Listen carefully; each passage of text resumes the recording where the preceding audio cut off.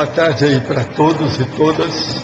Hoje é dia 24 de fevereiro de 2011, quinta-feira. Verbete é o 1850, 5 páginas, 46 logias e 12 máximas. O tema é interdependência evolutiva. Agora, a especialidade é a grupo-karmologia. A técnica que fez e redigiu esse verbete é a Aline Bittencourt. Agora, definologia. A interdependência evolutiva é a condição de dependência mútua relativa, cosmoética e interassistencial entre duas ou mais consciências, conquistada a partir do emprego lúcido do livre-arbítrio do autodiscernimento, desencadeando repercussões positivas no grupo evolutivo. O livre-arbítrio cosmoético, a interconvivência sadia, o abstencionismo consciencial com repercussões no grupo evolutivo, o fanatismo religioso cego, o sistema de castas hindu, a interdependência consciencial extrafísica, a interdependência evolutiva entre o intermissivista e o orientador evolutivo, a interdependência evolutiva entre o proexista e o orientador evolutivo. Eu li apenas um pedaço do que está escrito. Agora, na argumentologia tem a caracterologia, 37 condições ou posturas anticosmoéticas incompatíveis com a interdependência evolutiva. Agora, a remissiologia.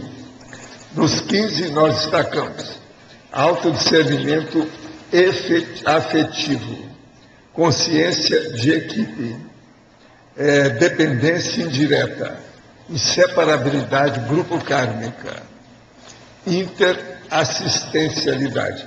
Aonde está escrito discernimento, tem 2 lugares que está faltando o R aí, nós já vimos. Frase enfática. A compreensão e a vivência qualificada da interdependência evolutiva libertam a consciência lúcida das interprisões grupo-kármicas multiexistenciais, milenares, rumo à holomaturidade. Qual tipo de inter-relação consciencial você vivencia? Já está consciente para a realidade da interdependência evolutiva ou ainda insiste em adotar posturas imaturas e regressivas?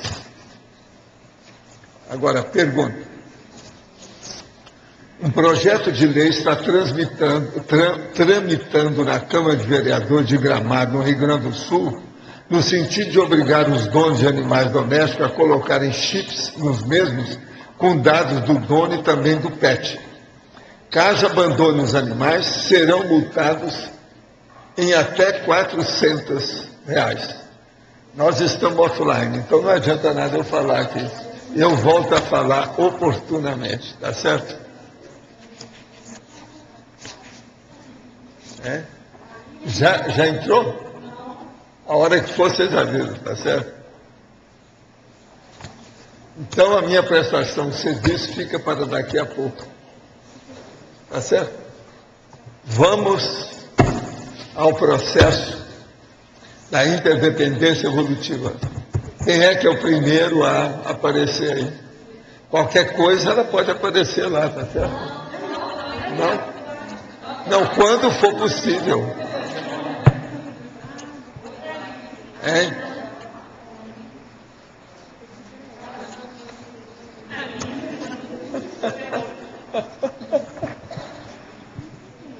Pode falar. Fatologia. Sim. A quinta linha, de cima para baixo, o abastecimento consciencial com repercussões no grupo evolutivo. É o abstencionismo. Abstencionismo. É a pessoa que se abstém, sabe? Consciencial, com repercussões do grupo evolutivo. É aquela que se não manifesta, que tira o corpo, que salta de banda. É isso aí. Tá certo? Então, isso é um erro. Por quê? Ela não está entendendo o que é interdependência. Tá claro? Não se posiciona? Hein? Ela não se posiciona. Se posiciona. Obrigado. Está despersonalizada. É isso?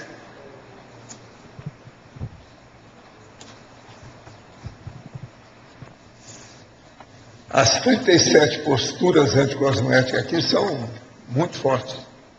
Afetividade ectópica. Isso é a síndrome da ectopia afetiva.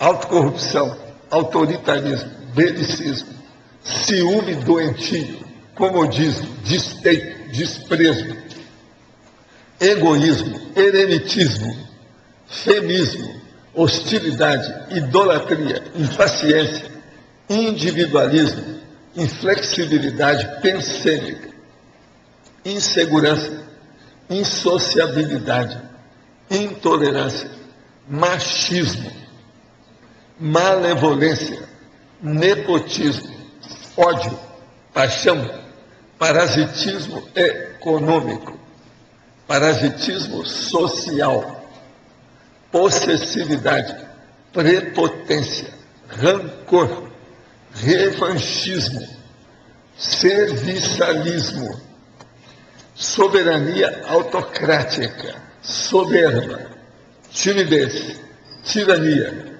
vampirização energética e vitimização. Isso aqui eu vou te contar, hein? É uma bela lista. Agora, acho que não diz respeito mais a vocês. Vocês já superaram essas 37 manifestações, vocês estão noutra. Sabe? Você já não tem mais essa cara. A cara de vocês hoje é diferente. Então, isso é muito importante para nós. Agora, nós temos que estudar para ver, né? Nunca se sabe com os réus que pode bater a sua porta. É preciso ver aí o que se faz.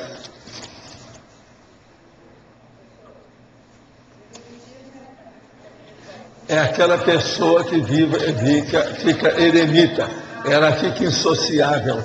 Arranja uma gruta e vai morar lá dentro. Ou fica lá naquela fazenda ou no castelo, em cima da montanha, sem encontrar com ninguém. Lá ele às vezes nem vê internet. Então às vezes o mundo continua e ele não participa. Quer dizer, é uma topeira, às vezes, em cima de uma montanha. Tem disso, né? A topeira humana, às vezes, sai de dentro da terra e vai para cima da montanha. Faz parte. Agora, o nome também disso é cenobita. Cenobita, com C. Cenobita, é um eremita também. É um eremitário. Eremitário é o lugar do eremita. Tá, então? A minha pergunta é genérica, não é especificamente sobre o verbete. Eu tenho pensado sobre essa questão da adjetivação das coisas, né? Aí eu queria saber, assim, na sua experiência, também o que o senhor pensa. Tudo é adjetivável e a adjetivação... Não. A adjetivação você tem que ser econômica. Essa é a melhor orientação, mais inteligente. Tem que ser econômico. Econômica. O ideal... Outra coisa também que deve ser econômica é advérbio de modo. Você nunca vai escrever, por exemplo, perfeitamente, serenamente, pacientemente. No máximo são 2. Quando você põe 3, já começa a criar problema na forma. Assim, perante a evolução, perante a realidade, assim, do cosmos... O negócio é arranjar um adjetivo que qualifique exatamente aquilo que você está falando. Se ele é bem colocado, você pode usar até vários. Mas agora, ele tem que ser, vamos dizer, imperdível. Agora, nós temos que adjetivar. Essa bobagem, por exemplo, de literatista que fala que deve cortar todos os adjetivos, tal, isso é bobagem. A gente tem que ser econômico, mas cortar tudo mutila o pensamento. Tem coisa que a gente tem que falar. Se aquela ação é forte ou fraca. Tem que explicar isso, às vezes. Se só falar apelação, isso é uma apelação. Tá certo? Tá errado. Faltou alguma coisa. Agora, comparando a adjetivação com as ideias sem palavras, por exemplo, um conscienciês. Seria esse detalhamento das coisas que a gente não dá conta muito de fazer e que existe de todo modo? E a gente às vezes não dá conta de fazer porque a gente não para refletir. Questão de falta de autorreflexão. É questão de assodamento, afobação, precipitação, impulsividade. Tem disso. Agora, o que eu vejo é o seguinte, olha bem meus textos, meu texto, não estou falando de hoje, porque esse aqui não é só meu. Mas olha o meu texto e veja os adjetivos que tem. Às vezes, a gente faz, mas faz assim em seguida de propósito. Uma outra coisa, quando você faz adjetivo com substantivo e faz a conjunção daquilo, você pode fazer uma série que às vezes pega bem. Você vai picotando a ideia, né? Isso é importante. Nós temos que entender o seguinte: como é que você vai falar de uma ideia, ou de um conceito, ou de um fato, ou de um parafenômeno complexo, sem expor a qualificação disso? Tem que falar. Então, o adjetivo, ele praticamente é inevitável. Agora, a gente tem que ver como usar isso para não ficar carregado, para que aquele texto, aquela redação, não fique pesada. Entende? Agora, que o adjetivo ele pode aumentar a intensificação do conteúdo é um fato. Olha o que eu estou falando. Intensificação. E outra coisa, ele também aumenta o intencionamento. Intencionamento, eu estou falando, quer dizer, de aumentar a tensão. Não é da tensão de olhar o que você está falando, não. É aumentar a tensão com S. A densidade, né? Nesse sentido. Então, o adjetivo ele pode ampliar isso aí. Uma coisa é você falar assim, não, isso foi uma pena leve. Agora o outro, um crime hediondo. Muda tudo. Esse hediondo é terrível. Pensa bem, até no direito, na jurisprudência, ele pesa muito. Então a gente tem que escolher muito o processo adjetivo. Agora outra coisa. Para usar adjetivo, uma boa coisa é a pessoa fazer uma listagem dos adjetivos que ela não usa. Não usa? É. Por que isso? Porque com o tempo ela vai acabar usando. Quando eu falo que não uso, eu estou sendo bonzinho com vocês, tá certo? Eu quero dizer que estou chamando a pessoa de ler um pouco. Tá certo? Ler um pouco. Então, é da hora, aquela porção de adjetivo, né? Opróbrio, precípuo.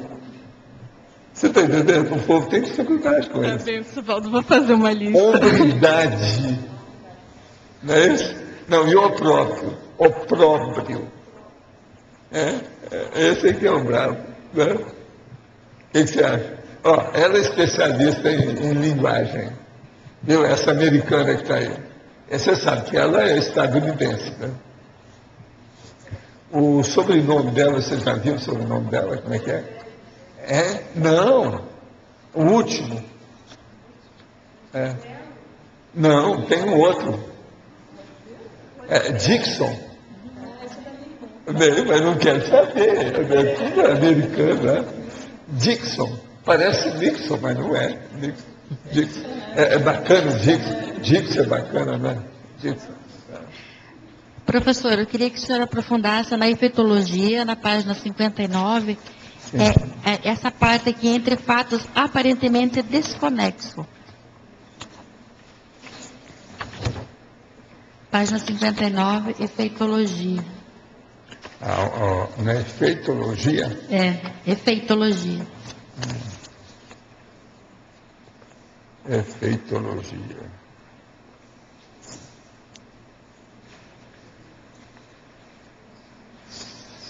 A partir da inter-relação entre fatos aparentemente desconexos. O problema todo é o seguinte: o efeito borboleta é justamente da pessoa que não participa atentamente das coisas. Então, ela muda muito. Você está entendendo? Então, ela vira folha. Agora, isso aí, então, age poderosamente sobre a evolução do grupo devido a fatos aparentemente desconexos. Cria uma opção de coisa que não tem inter-relação, sabe, não conjumina. Então aqui fica disperso, perde a oportunidade, perde o tempo, perde as coisas. Então é isso, essa interdependência do grupo é muito importante ela fazer agregação. Entende? Ela vai, então, ampliar, ela faz o sincronismo, a sincronicidade. Ela potencializa o processo. Agora, a hora que o negócio fica disperso, não é a mesma coisa. Agora, uma coisa muito séria que tem nisso aí, olha, é o problema da pessoa ter dificuldade para manter o megafoco dentro do grupo. Do grupo. Uma pessoa, às vezes, ela tem uma certa facilidade para manter o megafoco dela. Ela sabe o que ela quer. Ela procura aquilo que ela quer, aquilo que ela gosta.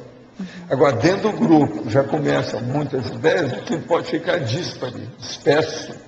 Você está entendendo? Aí perde foco. Então, isso tudo também a gente tem que pensar. Eu não tinha parado para pensar nesse... Pois é, mas pensa nisso. Pessoalmente, você é uma coisa. Dentro do grupo, você é outra. Aí que a Conselho Cobaia ajuda. E outra coisa, a pessoa tem que se adaptar, e tem que fazer concessões para ela fazer a miscigenação, a mistura, entende? A agregação, e não desagregar. Agora, eu chamo isso aí, tem até ver sobre aglutinação. Olha depois, ver sobre aglutinação, que a gente explica aí. Certo?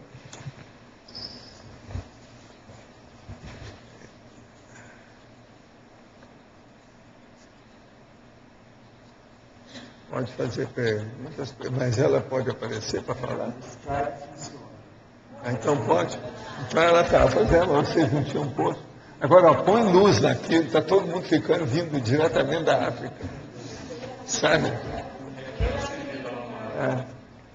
Tem que pôr light. Ô, gente, então vocês podem perguntar diretamente para ela, que ela pode se pronunciar ali. Muito importante isso. Só não tem ainda a transmissão online. Mas ela pode se pronunciar. Ela escuta. Oi, Aline, tudo bem? Eu queria... É a Cristina que está falando, né? Tem que falar aqui. Na fatologia, na terceira linha, de baixo para cima, você menciona a Declaração Universal dos Direitos Humanos.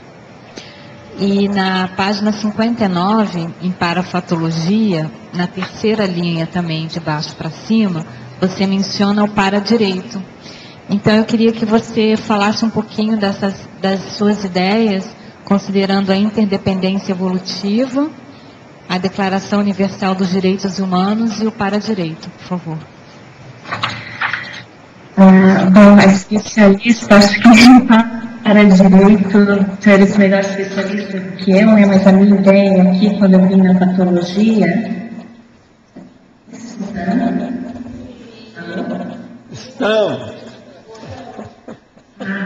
Estão me escutando.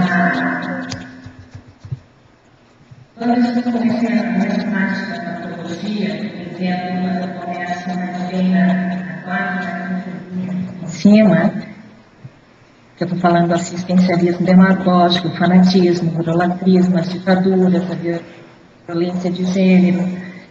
Então, eu ponho a Declaração dos Direitos Universal dos Direitos Humanos como já uma manifestação, não, da interdependência, uma defesa, não o direito de todas as consciências intrafísicas. E eu entendo o para-direito como o direito multidimensional, onde a gente estaria, então, não defendendo o direito tanto das consciências como das consciências, e a partir daí a gente evitaria a interprisão grupocármica. Eu não sei se eu me expliquei bem, se fica clara a ideia. Não, está perfeito. Ok. Sim. Obrigada. Ela está parecendo aquela Bittencourt que foi resgatada da fase. A Ingrid Bittencourt? Você está aparecendo aí à distância, né? Acabou de ser resgatada das partes. Né? A Ingrid.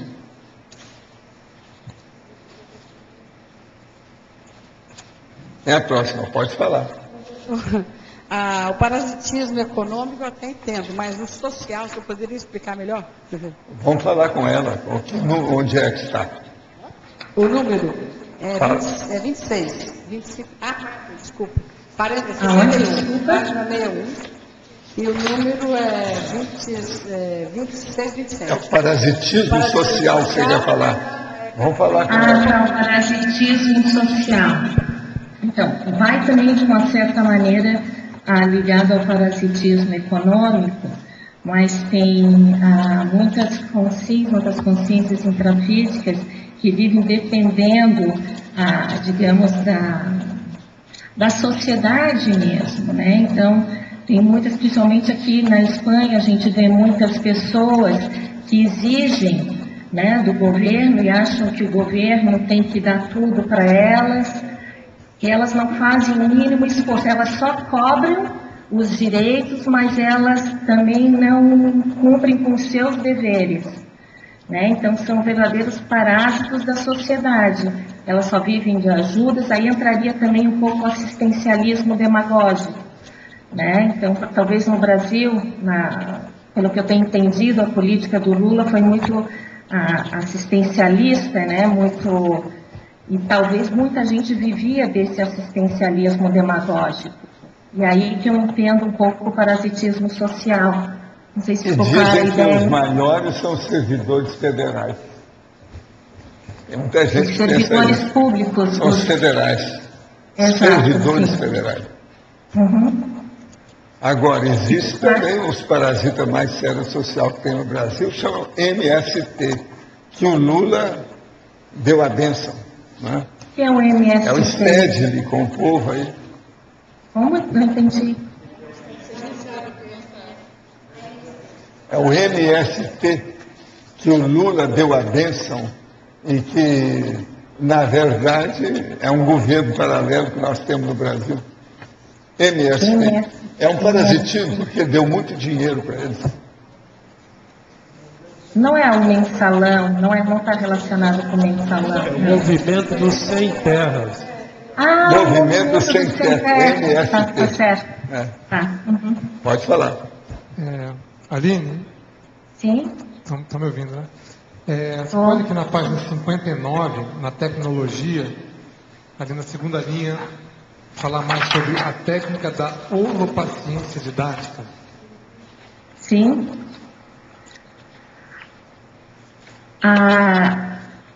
Então, eu entendo a técnica da holodidática, tem um verbete que é a impaciência disfuncional, né?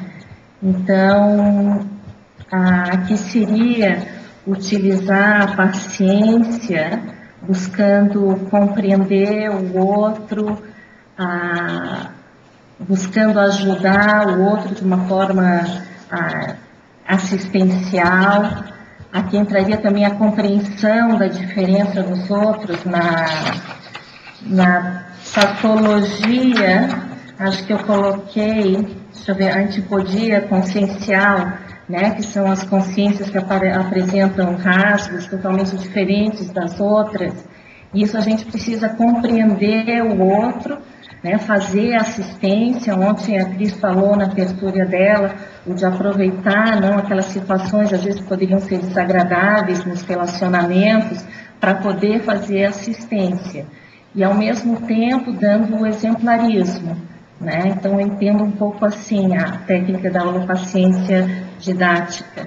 Não sei se tem alguém que gostaria de amplificar essa parte que me possa ajudar, ampliando um pouco a técnica. Vocês estão me escutando? Sim, sim. Tá. Aline? Oi. A Laura. Oi, Laura, tudo bom? Oi, carinho, tudo bem? Eu queria que você explicasse que foi o que levou você a escolher esse assunto da interdependência evolutiva. Tá bom. Só antes, Laura, me permite perguntar se ficou clara outra explicação da técnica da holopaciência didática? Sim? Obrigado. Eu não sei se tem alguém que gostaria de ampliar sobre a técnica.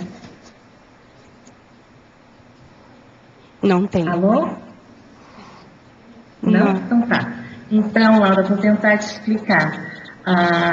Para mim é importante entender a interdependência evolutiva, primeiro para mim mesma, né, para aplicar dentro do meu próprio, digamos, grupo Karma, e também veio a partir da observação, não só, digamos, da minha vivência, mas várias pessoas do meu círculo, digamos, mais cercano, né, mais perto, eu vi que existe uma tendência ou de ir para relações de dependência, principalmente nos círculos afetivos, e depois de ir para o extremo que seria da independência, né? Então eu fui vendo que nem uma postura, nem outra, eu já não estou falando daquela lista que o professor Valdo que falou, que era muito forte, né? Que a maioria já não estava mais nesse nível.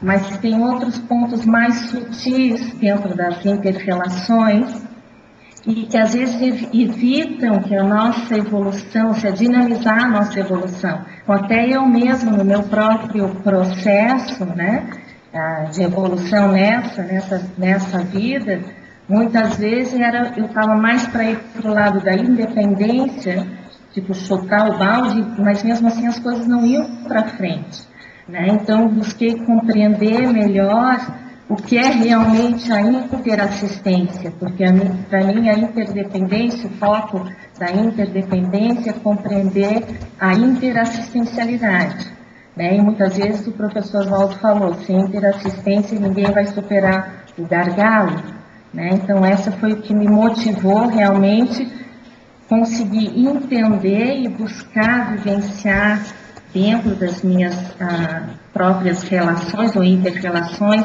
a interdependência e também poder ajudar outras consciências a entender o que é a interdependência. Não sei se expliquei, você fez alguma outra pergunta. Não, está tudo claro, obrigada. Não. Aline, eu gostaria que você ampliasse um pouco o conceito do Dream Team, que você cita duas vezes, uma no estrangeirismologia e a outra na sinergismologia, mas eu gostaria de entender melhor o Dream Team no contexto da conscienciologia. Como é que você vê isso? Eu, por exemplo, a própria equipe que está escrevendo a enciclopédias, para mim seria um exemplo de Dream Team evolutivo. Seria aquele sinergismo onde tudo conflui. Aqui ficou, na Espanha, ficou utilizado bastante tempo esse conceito de Dream Team associado ao Barcelona, ao Barça. Foi quando ele teve uma equipe, né, que funcionou, digamos, quase à perfeição, onde todos os elementos somam, né, no resultado e ampliam no resultado. Então, é nesse sentido que eu vejo. Eu acho que, por exemplo, a Cognópolis, a Nipose, é um exemplo de um Dream Team evolutivo. Tá bem?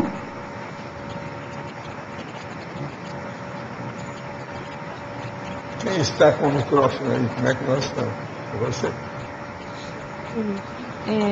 Você poderia falar um pouco na página 60, paradoxologia, o paradoxo autossuficiência evolutiva, interdependência evolutiva.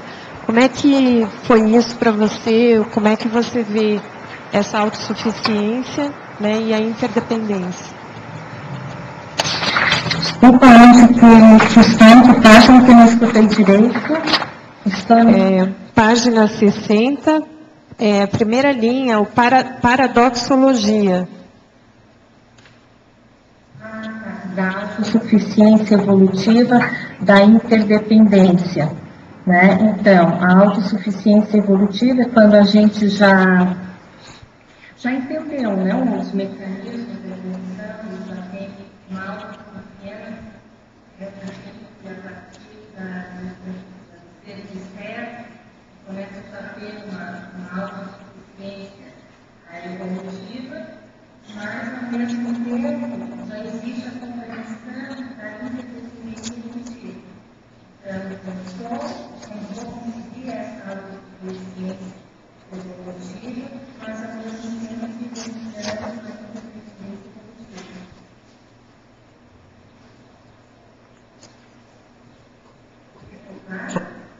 Obrigada. Aline? Olha. Oi, Marilza. Tudo bom? Eu gostaria que você falasse um pouco aqui em fatologia sobre o assistencialismo demagógico. Como você encaixou isso aqui? Como pegar um exemplo, uma coisa que já foi falado antes, quando a gente falou do parasitismo social, do parasitismo econômico, não, então é aquele assistencialismo demagógico que cria dependência, que busca um retorno. Então é aquela assistência que, na verdade, você já está vendo assistências a mais preocupadas com os próprios benefícios. Isso, então, estaria criando a interdependência, mais uma interprisão do que realmente uma conduta de interdependência. Qual é a sua visão, já que você citou aqui o paradireito, sobre, eu acho que você deve ter informação desse movimento da Bolsa Família aqui no Brasil. A Bolsa Família é aquela que, por exemplo, cada vez que a pessoa tem um filho, ela recebe dinheiro do governo?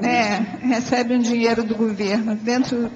Qual é a sua visão disso dentro do paradireito? Você concebeu alguma coisa? Olha, eu não cheguei a pensar nesse, por exemplo, da Bolsa Família especificamente, mas dependendo de como ela seja utilizada, eu não sei como está sendo utilizada no Brasil, para mim entraria em um assistencialismo demagógico. Aqui na Espanha também tem um incentivo para que, na maioria dos países da comunidade europeia, tem um incentivo para aquelas famílias terem filhos, principalmente porque está caindo, aos jovens, cada vez são menos na Europa, cada vez tem pessoas maiores, então estão incentivando. Mas eu não sei no Brasil como está sendo levado, se está sendo levado mais para o assistencialismo demagógico ou se realmente é um incentivo para ajudar as pessoas. Aí eu não poderia opinar, porque realmente eu não conheço, não estou muito por dentro da política do Brasil agora. Aqui existe as duas opiniões, né? Quem é do partido diz que é uma assistência feita, e quem não é diz que é demagógico. Existem as duas visões. Eu acho que eu estaria mais para o assistencialismo demagógico do que realmente para...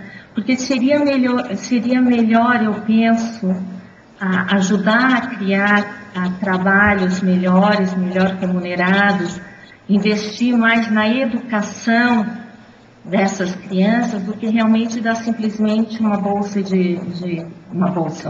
um prato de comida, E quantas famílias talvez não tenham filhos, não ponham filhos no mundo simplesmente para receber essa ajuda econômica e depois essas crianças vão estar na rua, sem nenhuma proteção, sem nenhuma educação. Então eu não vejo que seja a melhor solução. E depois aqui também não existe uma fiscalização em cima. Tem gente aí com 18 anos, 19, e a família ainda recebe Bolsa Família. Tá bom, Aline. Muito obrigada, viu? Aline, Aline, tudo bem aí? Tudo bem. Seguinte, na efeitologia, o professor Valdo já andou respondendo, mas eu gostaria de saber a sua opinião, principalmente, se possível, com exemplos da efeitologia da página 59, esse efeito borboleta e tal. Então, o efeito borboleta, como o professor Valdo explicou, ele vem um pouco da teoria do caos, que fala como uma pequena variação no sistema, ele pode derrubar qualquer previsão. Então, e também vem um pouco de um provérbio, acho que chinês, que diz que o bater das asas de uma borboleta, por exemplo, em Tóquio, pode causar um efeito, por exemplo, mudar o clima em Nova York, Então, estaria o que o professor Valdo comentou, às vezes da pessoa, que está muito dispersa e depois isso gera um efeito no grupo e ela não percebe né, a conexão dos fatos, mas para mim entraria também na sincronicidade dos fatos também do cosmos, né, que muitas consciências, principalmente essas dispersas, não percebem a conexão entre os fatos. E poderíamos aqui também pôr a conexão, por exemplo, entre os fatos intrafísicos e extrafísicos, né, entre a SOCIM e a SOCIEX. Foi um pouco mais nesse sentido que eu coloquei aqui na efeitologia. Então, essa inter-relação entre fatos aparentemente desconexos, mas, por exemplo, no âmbito da conscienciologia, né? O que poderia ser, por exemplo, haveria um exemplo concreto, sei lá, se possível, né? Dentro da conscienciologia? Que aqui está falando tudo, o verbete em interdependência evolutiva no âmbito da conscienciologia. Né? Sim, no âmbito da conscienciologia, sim. E aqui também o exemplo da efeitologia, ele aqui está querendo dizer que é fatos desconexos aqui no âmbito. Para ser positivo também. Positivo. Entende? Agora estava explicando o negativo, ela está falando certo. Não, exato, tanto positivo como negativo. Então, por exemplo, eu levaria principalmente para o extrafísico, que muitas vezes, e eu me incluo nisso, me ponho como exemplo, a gente não percebe a conexão dos fatos, principalmente dos fatos extrafísicos. E, às vezes, a gente toma uma decisão em determinado momento e aquilo gera uma outra ação, um outro efeito, e a gente não percebeu a conexão dos fatos. Aparentemente, podem estar desconexos. Mas se a gente tivesse, por exemplo, a visão extrafísica, a gente veria a conexão, muitas vezes, desses fatos.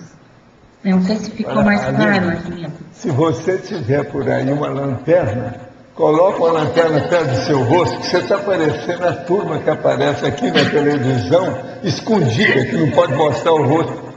Está parecendo escondida. Então, acho que se colocar uma lanterna é capaz de clarear mais. Ela pode ser que vai ficar melhor focada. Melhorou ou não? Se tivesse assim, ó, coloca uma lanterna de baixo para cima. Um abajur, uma coisa. É um abajur perto. Olha lá, fica parecendo essa turma que eles escondem na televisão para não aparecer quem está falando. Gente, mas ela não precisa disso, ela pode aparecer. Viva a Espanha. Melhorou? Ainda não. Tem que ser com luz. Luz forte. Uma lamparita pequena, Aline.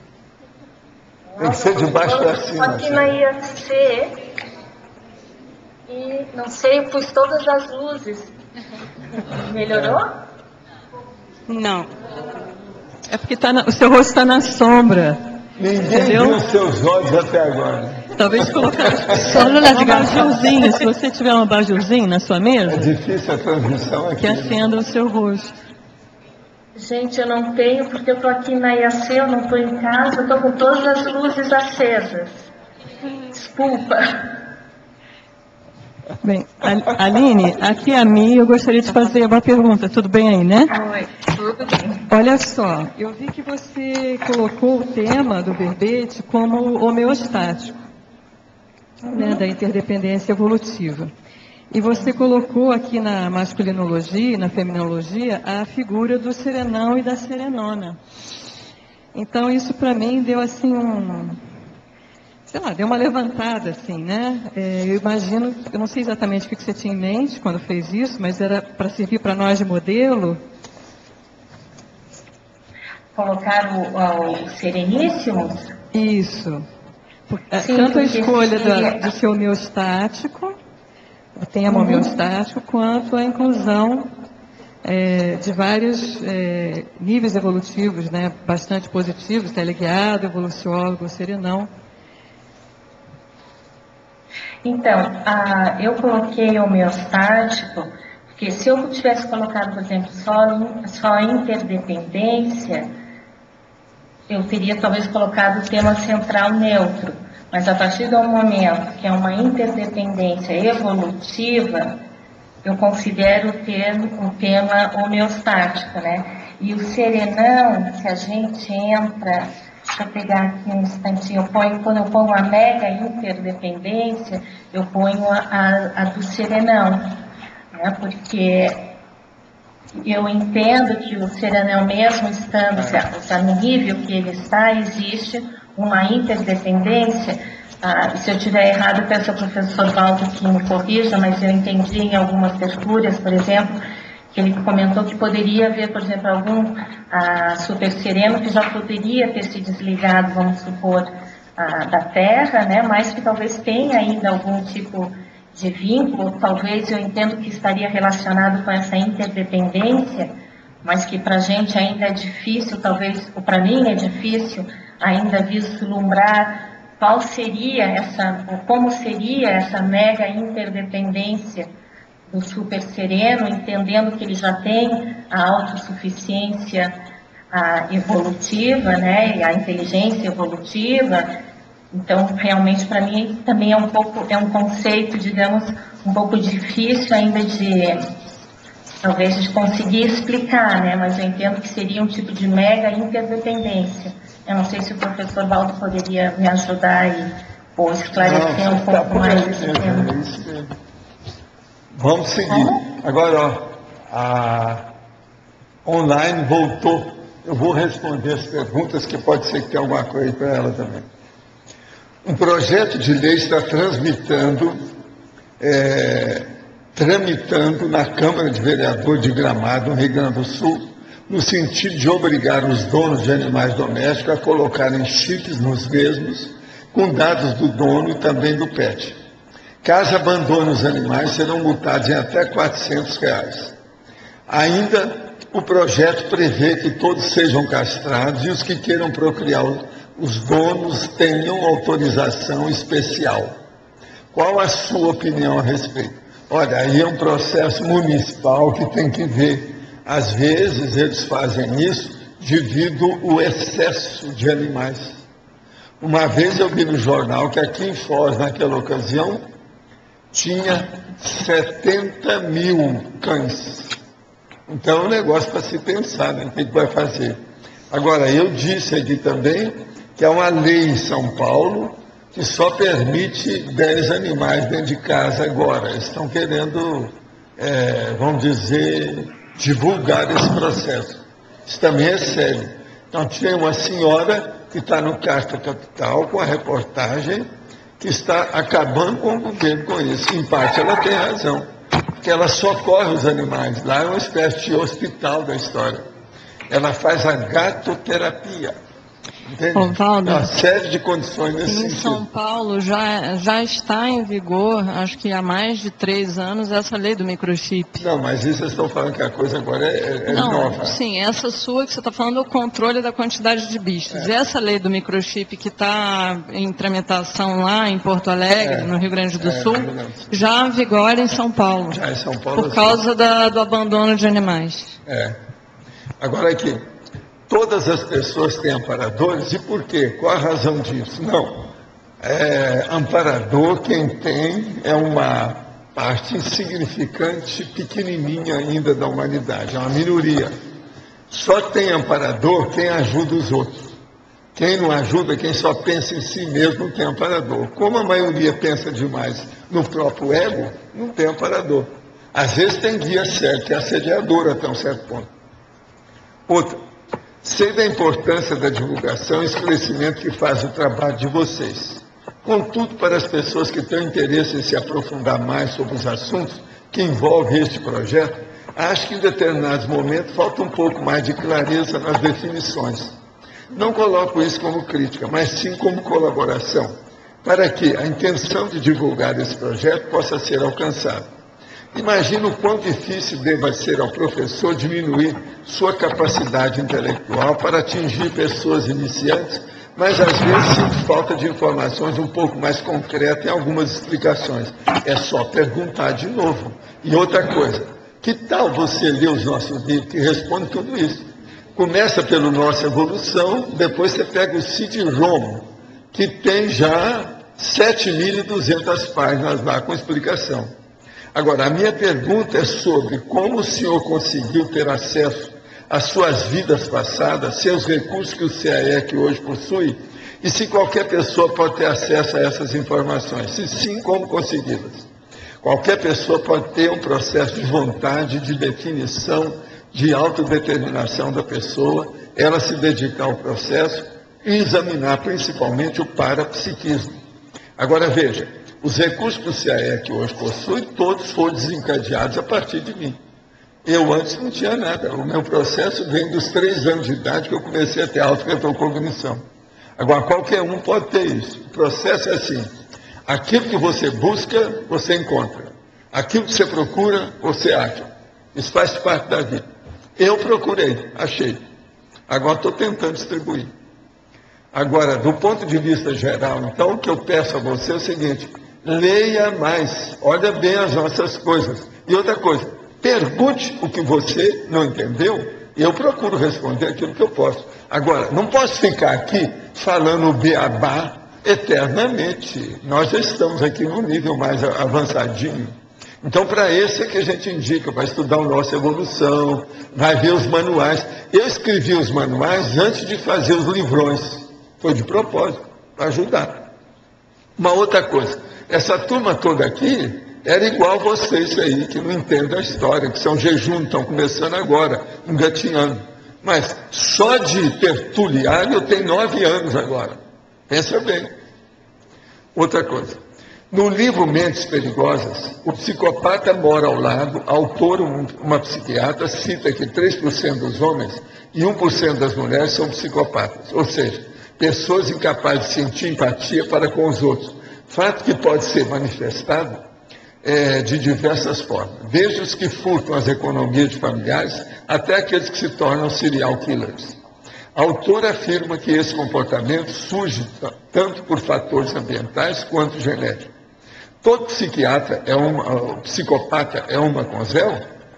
Vai estudar meu livro sobre homo reurbanizado. Tem um verdadeiro tratado, ele tem 1.584 páginas. Lá eu explico todos os tipos de conzel.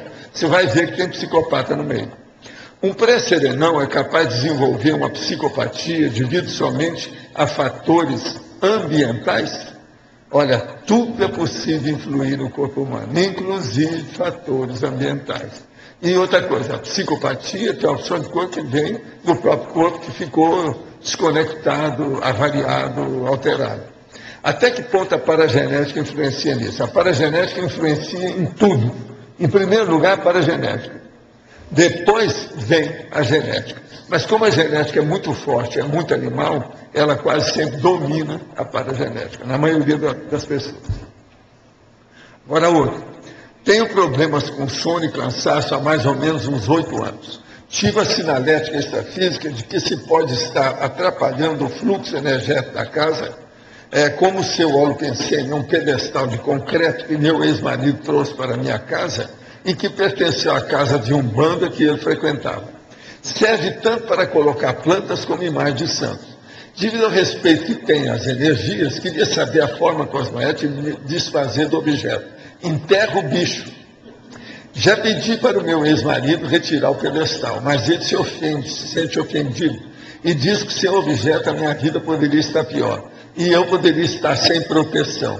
Se o objeto é seu, você tem liberdade de enterrar. Agora, se é dele, você tem que fazer um negocinho com ele para ver o que faz. Como faço para me desfazer disso de maneira que não cause danos a ninguém? O melhor é enterrar tudo. Aí você liquida com o assunto, é acabar com o bagulho energético. Agora, outra.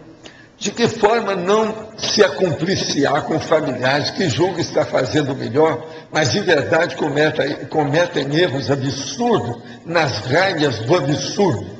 Minha mãe, de quase 80 anos, sustenta um filho de 55 anos, viciado em crack, sem condições de trabalho, que suga sua pequena aposentadoria. Ela não quer interná-lo e desconversa quando toca um assunto, achando que está protegendo e encobre todas as falcatruas. Para complicar, ela é espírita apostólica romana. Isso é a última que eles estão falando, que os espíritos agora viraram apostólicos romanos. Acha que tudo é karma e tem que morrer cuidando de todos e sofrendo. Quando tentei expor algumas ideias da conscienciologia, ela não aceitou de forma alguma. De que modo ficar assistindo a tudo sem ter o que fazer e não ser cúmplice? Eu acho que seria bom você chegar para sua mãe e falar que o filhinho dela vai morrer logo, que crack mata, às vezes, em meses, alguns meses no máximo, quando é adulto assim. De modo que ela deve se preparar para o enterro dele. Fala isso diretamente para dar o choque nela, porque crack mata em pouco tempo. Outra coisa, pega depois uma série de dados sobre crack que tem nas revistas, nos jornais, e mostra para ela ler o que é o crack. Aí, talvez, vai abalar o conceito dela a respeito do filho, e ela vai ver com outros olhos. O filho tem que se internar, é a única saída. Fala isso bem claro e deixa. Amanhã, se ele morrer, você pelo menos falou. Outra, meu pai foi diagnosticado de um tumor no intestino há 2 anos atrás, mas não procurou tratamento. Hoje ele está apresentando problemas de saúde como anemia e mau funcionamento do intestino. Ele não quer ou não consegue enfrentar os problemas. Sinto que pode ser algo sério e tenho a sensação de que ele pode dessomar em breve. Os momentos parecem ser os últimos. O que posso fazer? Seria bom dar um jeito de falar com alguma pessoa que tem alguma ascendência moral sobre ele. Um amigo, um colega, um vizinho, um parente, alguém nesse sentido. Às vezes pega na balança. Olha bem uma pessoa que seja da idade dele. As pessoas escutam mais aquela pessoa horizontalmente, que seja da mesma idade, do mesmo nível, mesma faixa etária. E elas não escutam quando o negócio é menor. Você é filho, não funciona. Santo de casa não faz milagre. Na interdependência evolutiva, a dupla evolutiva se enquadra e se aplica o conceito de interdependência, e agora é com a Aline. Olha só, na interdependência evolutiva, a dupla evolutiva se enquadra e se aplica o conceito da interdependência. Tenho analisado no passado essa minha existência, tenho 23 anos, sou engenheiro e pós-graduado. Tenho uma companheira desde meus 16 anos. Nesse tempo nos formamos, ela também engenheira. Conseguimos construir nosso próprio negócio e estamos na luta esse ano, completando 8 anos. O que poderia tirar desse exemplo dentro da interdependência? Aí você apareceu agora, ó. Materializou.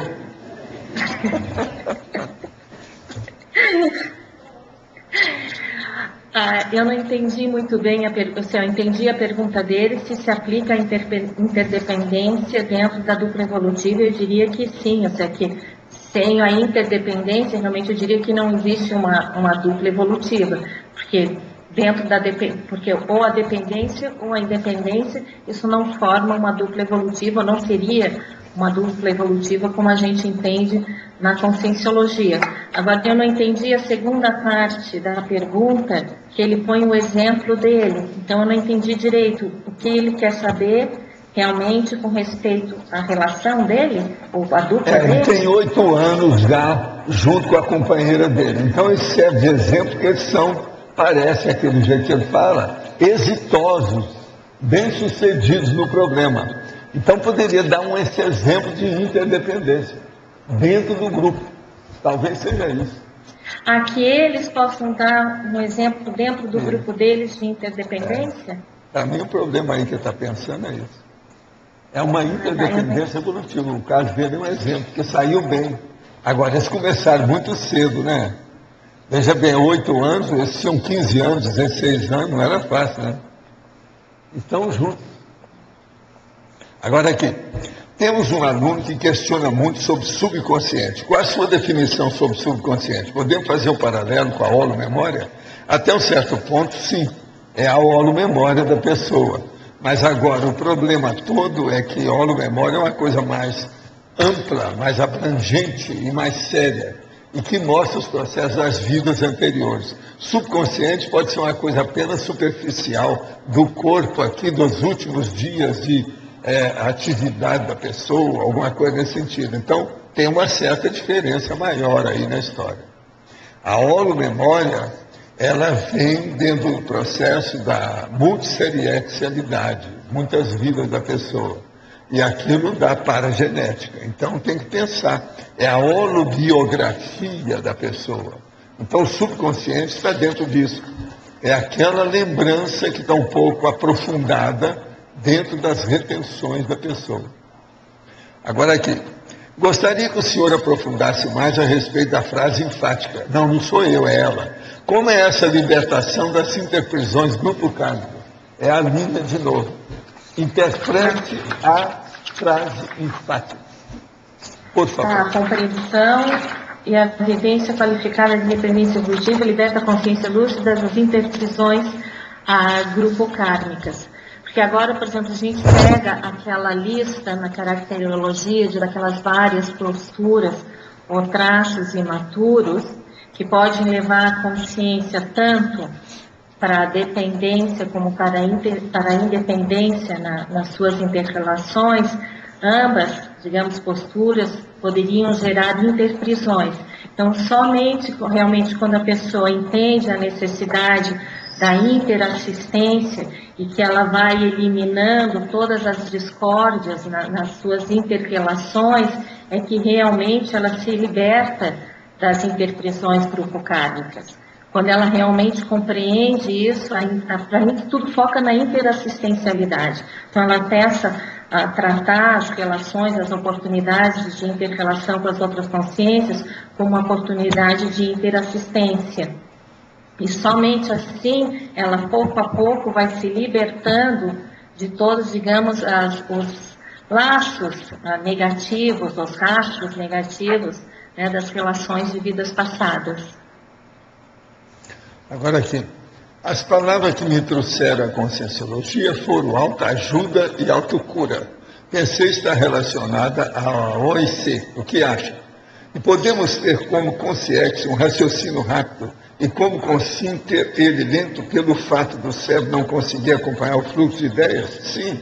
Se o cérebro está bloqueado, a pessoa não funciona bem, isso é normal. A consciência tem que se manifestar por um cérebro mais ou menos ativo, senão é difícil. Outra, estive no CAEC pela primeira vez em dezembro de 2010. Ao terminar a tertúlia, o vi saindo do prédio, todo de branco, com guarda-chuva preto aberto. Imediatamente me lembrei da projeção que tive em 1996. Na época que sabia sobre projeção, veio da palestra que o senhor ministrou na década de 80 na USP. O que me lembro da projeção é sua imagem, todo de branco, chapéu e com guarda-chuva preto aberto no meio de muitas pessoas. Eu vi com a aparência que o senhor tem hoje. Lembrei-me da rampa de acesso do tertuliário e do caminho todo arborizado que conduz aos laboratórios. Em 1996 já existiu o tertuliário e o caminho arborizado. Gostaria de saber o que tive, foi projeção ou premonição? Escuta, o tertuliário tem 2 anos só. 2 anos só. E outra coisa, o meu guarda-chuva não é preto, ele é cinza. Ele é cinza, mas lá aparece preto, às vezes ele vê na situação. Agora, outra coisa que você teve foi uma pré-cognição. O povo também chama isso de pré-cognição, mas premonição. Mas o processo é pré-cognição. Você viu o negócio antes. Agora, de 96 para cá, são só 15 anos. Né? É uma pré-cognição de 15 anos. Essas coisas ocorrem. Isso é mais do que acontece nas melhores famílias, como eu digo. Na tertúlia de ontem, o senhor falou a respeito de sua sobrevivência em vidas anteriores. O que o professor tem a ver com Nostradamus? Não, eu admiro Nostradamus pelas coisas que ele tem. Tem uns negócios bravos, muito sérios. E já dei até curso sobre o processo dele, que eu andei estudando demais a vida dele, para ver o que tinha de bom e o que tinha de furado. O povo inventa muita coisa. É o homem que tem mais invencionice sobre ele, é o Nostradamus. Ele é impressionante. Agora, outra. Eu e meu marido fazemos técnicas energéticas e praticamos EV todos os dias. Porém, nunca fazemos antes de dormir, por estar na mesma cama. Praticamos em horários diferentes. Podemos fazer as técnicas e praticar o EV deitados um ao lado do outro? Isso atrapalharia? Não. Está querendo arranjar o jeitinho. Isso é jeitinho. Esqueça. Siga o manual. Não deve estar junto. os seus assediadores são diferentes dos dele. Se juntar, pode perturbar a ambos. Aqui é igualzinho o caso do cara que tem um pé num barco e outro pé no outro barco. Afunda o barco, os dois barcos e ele no meio. Agora, ó, os amparadores também que ajudam você, não é o mesmo dele. De modo que tem que ser horário diferente, trabalho diferente, separado mesmo. Não adianta querer fazer negocinho, você está entendendo? De meu amorzinho romântico, fazer uma tenepes romântica. Daqui a pouco ela vai até pedir para chover na hora, para ficar mais romântico. Não entra nessa, não queira mudar as técnicas que o negócio funciona do jeito que está aí. Já tem milhares de pessoas que já praticam a TENEP desse modo. Não mude não, porque nós não responsabilizamos por nenhuma mudança. É capaz da cama cair, se vocês fizerem isso. A cama vai quebrar com eles. Isso aí tudo tem. Eu não estou aqui com, vamos dizer, fazendo maldição, nem sapo, boca de sapo, não. Mas às vezes pode acontecer. Outra, dizer que o funcionalismo público federal é uma forma de parasitismo é uma generalização muito torta. Sim, mas o senhor reconhece que tem muita gente que admite que é de Brasília que sai o maior parasitismo político de servidores públicos no Brasil. Não sou só eu que falo. É um monte de documento, tem por aí, livro e tudo mais. Concordo que o quadro de funcionários federais poderia sofrer uma redução drástica, pois estão bastante inchados. Sim, o nosso ex-presidente Lula inchou tudo aí de uma maneira que demaciou tudo. Está todo mundo carregando. O Brasil está custando andar, porque está pesado demais. É tanto que a inflação voltou. Porém, não é possível colocar o essencial e o excedente do mesmo taxa e rotulados como parasita. Me perdoa, mas tem um percentual que nome que a gente vai dar para esse percentual? É parasita ou não é? E outra coisa, eles falam servidores públicos federais. Isso é comum. Eu escuto isso há quantos anos? O senhor sugere que o trabalho da Polícia Federal seja feito pela iniciativa privada? Depende. Tem certos locais que sim. No próprio Estados Unidos já tem isso, já funcionando. Que a inspeção de alimentos seja feita pela própria indústria produtora? Não. E o imposto de renda? Quem vai fiscalizar e cobrar? Não. Atualmente isso não parece viável. Não. Parece que em tudo isso é preciso. Agora o problema não é esse.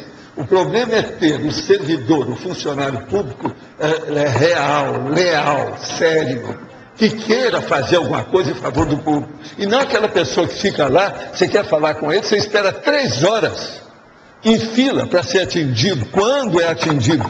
Às vezes, quando chega essa vez, se manda passear. Vem no outro dia. Essas coisas todas tem. Qualquer coisa é muito fácil de ver. Vá a Brasília e sonda a situação. Como o negócio é vendido. Eu mesmo já falei que o ideal era ter uma chuva de testosterona sobre Brasília, a fim de que o povo tivesse vontade política de agir corretamente. Por exemplo, eu vou só falar uma coisa para o meu caro amigo. Examina, cadê a reforma política? Há quanto tempo estão se falando nisso? E as outras reformas? Tudo tapiação. Outra coisa, tem um homem lá que faz 40 anos, ele falou que poder a gente entra, mas não sai. Tem uma porta de entrada para a presidência, mas não tem uma porta de saída da presidência. Quer dizer, está dando uma de Muammar Gaddafi. É ou não é? Então, presta bem atenção nesse processo de funcionário público. E eu vivo falando, muito cuidado. É muita gente que é funcionário público que dessoma, que depois vem se queixar comigo. Olha bem, cria interprisão grupo kármica, é isso que eu lembro. Você, eu não sei se é funcionário, você está defendendo a coisa aí, não sei o seu nível. Mas olha bem, pensa bem, interprisão grupo kármica. É justamente o assunto da Aline. Interdependência evolutiva, nós precisamos de ter isso aí, senão... Agora aqui, o transtorno dissociativo de identidade, originalmente denominado transtorno de múltiplas personalidades, é uma condição mental onde o único indivíduo demonstra características de duas ou mais personalidades ou identidades distintas, cada uma com sua maneira de perceber e interagir com o meio. Essas pessoas podem ouvir vozes. Essa patologia é sempre acompanhada por assediadores extrafísicos ou esses multipersonais existem somente na mente do doente? Não. Existe uma terceira posição, além dessas duas que você falou, que a pessoa relembra de uma vida dela e quer materializar aquela personalidade de novo. Tudo isso eu já vi na minha vida, esses 3 tipos. Tem 3 tipos aí. A pessoa que chora toda hora, que problema patológico tem? Seria bom frequentar pelo menos um psicólogo, né? Uma clínica, para ver o que é, né? Chora toda hora. Se examinar se está descascando cebola, o que a pessoa está fazendo, qual que é a mágoa que tem. Deve ter uma coisa aí que está sepultando, então é preciso ter um psicólogo no mínimo aí na história. Agora aqui, tem uma nossa amiga que eu quero falar para ela só sobre o processo da dor no peito e da tosse seca. O problema desse caso aí, com todas as coisas que estão acontecendo na sua vida, que o negócio é grande, eu não vou ler aqui nem falar o que é, mas você vai entender. Tosse muito forte no meio do peito, ou dor muito forte no meio do peito, uma tosse seca. Esse caso aí você precisa fazer um exame físico mais sério. Há processo torácico nisso aí. É isso que eu estou sentindo daqui. Agora aqui, o CAEC informa. O Laboratório de Mobilidade Física e Vício será reinaugurado nesta quinta-feira, hoje, logo após a tertúlia, estando aberta a visitação dos presentes. Ao final da tertúlia de hoje, realizaremos o sorteio de 2 experimentos. E para todos os presentes na reinauguração, será concedido um desconto de 50% do valor do primeiro experimento. Tá certo? E não falou aqui, foi qual o preço? Que deu nosso? Qual que é o preço? R$14 o crédito inteiro. É muito dinheiro, R$14. Vai sair por R$7, professor. 3 horas e meia de laboratório. É muito dinheiro. É preciso as pessoas verem isso com calma. Você quer falar mais alguma coisa? Eu gostaria de falar que o laboratório foi completamente reformado. Né? Nós investimos aí R$14 mil no laboratório. Eu estarei lá para ver daqui a pouco. E todo o dinheiro veio de uma doação de um voluntário, professor. Doou integralmente toda a reforma do laboratório. Esse deve ter se passado bem lá dentro, né? Melhorou, né? Está pagando aí o negócio. Só um aviso, professor. No momento que a pessoa estiver lá, dá o nome para a Dalva, que a Dalva vai colocar na lista para a pessoa ganhar o desconto. Tá bom. Eles estão me corrigindo aqui, é R$20 na 14. Agora aqui, gente, queria falar para vocês também que no dia 26 de fevereiro, que é depois de amanhã, às 3 horas da tarde, na sala do CAEC, EAD, vai haver um debate especial sobre a circulação fechada de energias, ou houve. É uma apresentação e sessão de perguntas com a professora Nancy Trivelato, propositora do termo houve. De modo que é bom vocês estarem lá. A houve é a oscilação longitudinal voluntária de energias. E ela quer dizer, e vão fazer um estudo junto com a circulação fechada das energias. A circulação fechada de energias, ela é muito séria, e a gente fala nisso há muitos anos, devido ao processo também do encapsulamento. O povo às vezes esquece disso. Então é bom a gente lembrar. Oswaldo. Agora, sim. Posso falar um pouquinho a respeito disso aí? As pessoas que quiserem participar do debate deverão mandar um e-mail para contato@reatendência.org, porque a sala é pequena, nós temos poucos lugares. Por que vocês não fizeram uma sala maior? Todo mundo se interessa por energia. É de graça. Se tiver o tempo bom, faz fora. Que o debate é gratuito, né? Mas uma vida. Agora, gente, eu queria dizer que a Conscius está completando, segundo o que me informaram, hoje, exatamente 5 anos. E está dando uma régua da Conscius, org.etc, br, e comigo saiu aqui 1833. Qual o alcance de suas perspectivas quanto aos marcos de desempenhos projetivos contínuos em séries lúcidas? Está para mim, hein? Está para mim, eu sei, terrível isso aí. Muito bravo. Agora, outra coisa. Uma nossa amiga minha esteve lá em Montevidéu e trouxe aqui um livro do Rolando Sasso sobre o Pepe, ou Pepe, como eles gostam de chamar, que é o Mujica, José Mujica, que é o cara lá, e aqui tem uma opção de coisas sobre ele, inclusive 2 fotos dele com o nosso presidente Lula, ex-presidente Lula, ele sorrindo, etc. Esse homem, aparentemente, é muito simpático.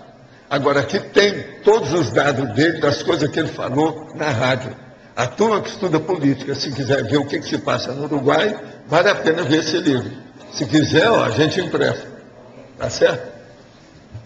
Tá. Agora, outra coisa. Eu queria falar para vocês, nós estamos aqui já no finzinho, mas só para deixar, sobre esse livro aqui.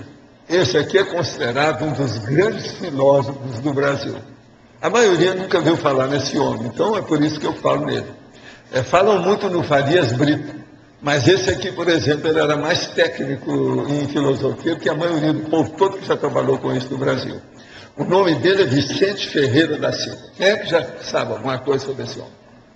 Vicente Ferreira da Silva. Quem é? Levanta a mão. Ó, tá vendo? Ninguém. O Brasil ignora esse homem.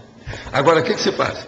Isso aqui são as obras completas dele, que chama, o título que eles deram, é Dialética das Consciências. Vocês têm uma ideia.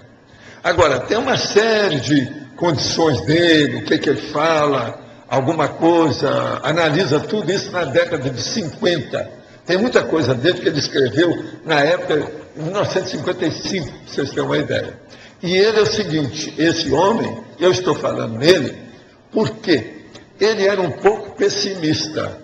E ele teve um amaco pecar, um acidente que acabou com ele, ele tinha 47 anos. Esse homem poderia ir longe, morreu cedo, e um acidente de carro que acabou com ele.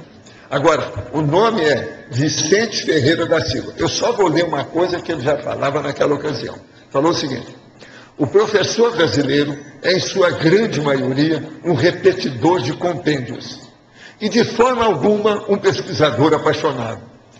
Entretanto, é a paixão do conhecimento que continuamente o gera e estimula. Bonito a opinião dele. Tem uma série deles assim, o homem não era louco, ele pensava muito. Ele estudou, tem muito documento dele e artigo dele publicados fora do Brasil. O Vicente Ferreira da Silva. Agora, para quem quiser ver, esse livro também é vendido hoje na Epígrafe aí. Tem ele. Então, ó, filósofo brasileiro, Vicente Ferreira da Silva. Viva o Brasil e viva o Ferreira da Silva. Que a maioria aqui, ó, vocês vão ouvir falar, pelo que eu vi. Assim é um monte de gente. Eu vi falar nesse cara na década de 50, devido aos meus processos de estudar as coisas de psicologia, filosofia, junto com a padraiada, junto com a Abel Rei, uma opção de coisa, desde aquela época. Agora, essa obra que saiu aqui agora dele, é muito bom, é primorosa, foi publicada em 2009, tem só 2 anos. Agora, está muito assim, bem arrumadinha. A editora é a Realizações. E o livro é muito bem feitinho.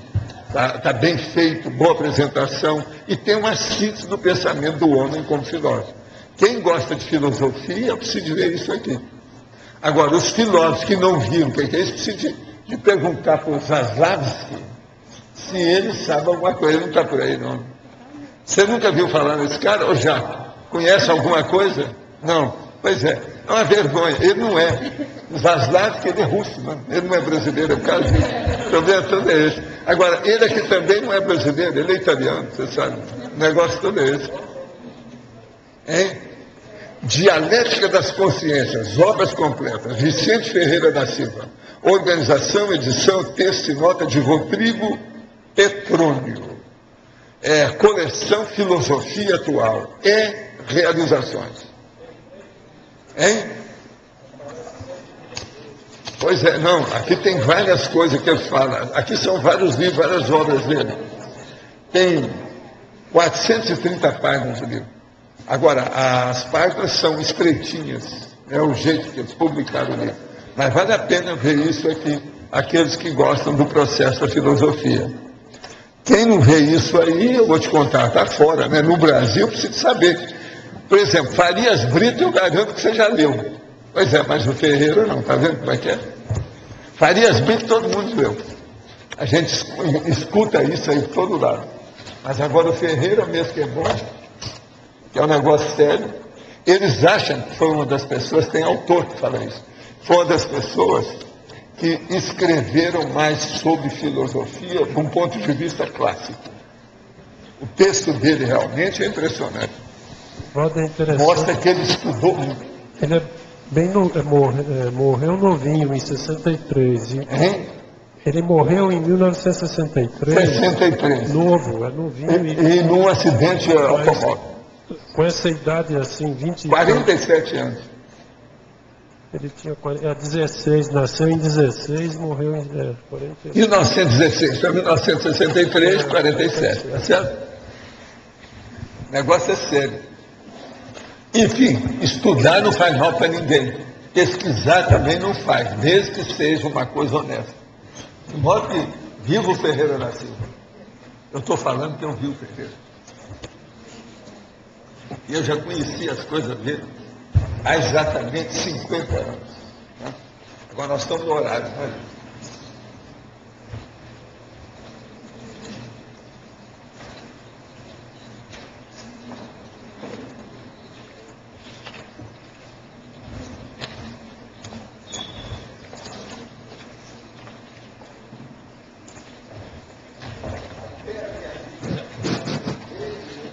Gostaria de lembrar todos para desligarem os celulares, por favor.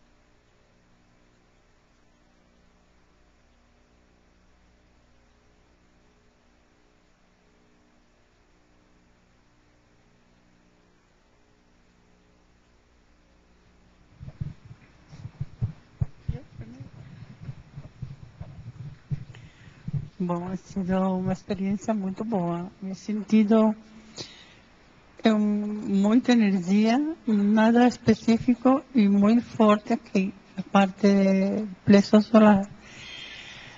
Depois he sentido cheia, não? Como se estuvieran ajudando-me, né? Você está sentindo bem agora? Aí?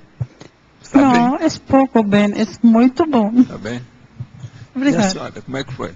Agora é com ela lá primeiro. Eu comecei, no começo, senti muito frio, um vento muito forte, mas só na parte aqui de baixo. Depois não, depois foi uma claridade muito grande, foi bem boa, que eu comecei a me sentir muito bem, que eu estava assim meio tensa. Aí eu comecei a me sentir muito bem com essa claridade. Aí eu vi não vi totalmente uma pessoa assim muito, mas toda de branco, toda como se fosse assim um diáfano, entendeu? Uma pessoa assim. E foi uma experiência muito boa, muito gratificante. Você está sentindo bem agora? Estou. Então tá bom. E você, cara, como é que você foi? Me conta aí. Sentiu energia do campo? Sim. Sentiu? Então isso que é importante. É a energia do campo. Tá certo? Mas o que você tem para contar? Tem alguma coisa que você sentiu diferente? Alguma coisa? Mas assim, uma caneta e eu não sei falar direito.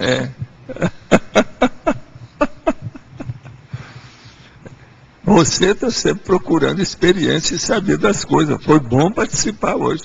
Você que convidou, né? Você que convidou a cara. Isso é muito bom. Bacana. É gente boa. Ela estuda muito. Não, e ela estuda muito, pergunta muito, pergunta. Tem gente que vem aqui 5 anos, não fez uma pergunta. Ela não, ela vem aí, faz força, pergunta. Quando ela não entende, ela torna a perguntar. Quer dizer, faz parte do serviço. Ela é da pesquisa. Isso é importante. Não, o que eu vi é o seguinte, muita energia, e chegou logo no início, passou um pouquinho que havia o processo da esterilização, houve um reforço de fora.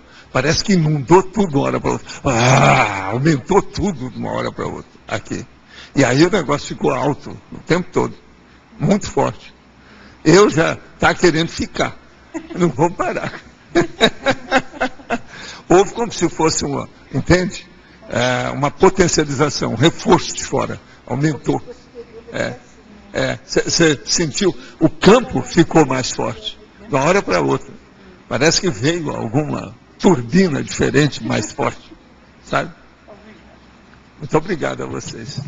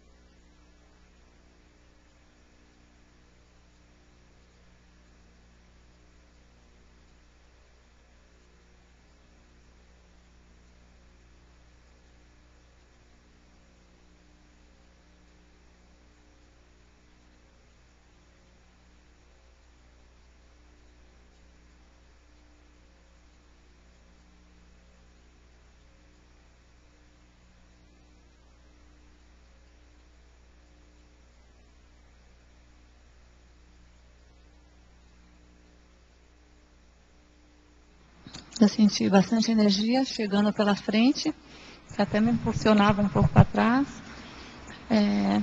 Daí aos poucos eu fui me acalmando e tive uma sensação de acolhimento e tranquilidade e um pouco da perda da percepção do espaço, daqui, espaço intrafísico, e uma profunda vontade assim de que os outros sentissem um bem-estar assim, que estava aqui no... Foi bacana. O campo estava muito forte. A reunião de vocês aqui potencializou o campo. Está mais fácil de mexer com a energia. Decidi ver vocês. As 3 devem ser muito doadoras. O problema é esse. Doadora nem que seja no tapa, você está entendendo, Grace? Mas como é que foi? Bom, eu fiquei com bastante repercussão no cardiochakra, fiquei nervosa de estar aqui. E o coração desacelerou muito rápido, assim, como se tivesse assim, uma papaina, assim, eles colocando uma situação de acalmia para perceber o campo. A minha sensação é de que tinha assim, uma consciência masculina, um amparador que estava mexendo no carro. Tinha mesmo, tinha. E me falou Ele assim, parecia um enfermeiro. Isso, de estava branco. tudo de branco. Exatamente. É isso mesmo, eu via. E botava as mãos Ele trabalhou assim. com você. Oi? Ele trabalhou aí mesmo Botava com você. as mãos nos meus ombros e falava algumas frases assim, tipo, necessárias para mim, né? Tive por ideias, nada que eu ouvisse, mas por ideias. E a sensação que aqui estava mais frio e aqui um bloco que não era pulsante, era um bloco maciço de energia que não... Eu tentei, depois que eu me acalmei, perceber se era mais pulsante ou mais parado. Pareceu ser um bloco maciço, assim, não sei se por o senhor está aqui, mas nesse lado direito. Você está sentindo bem agora, Flávio? Tá?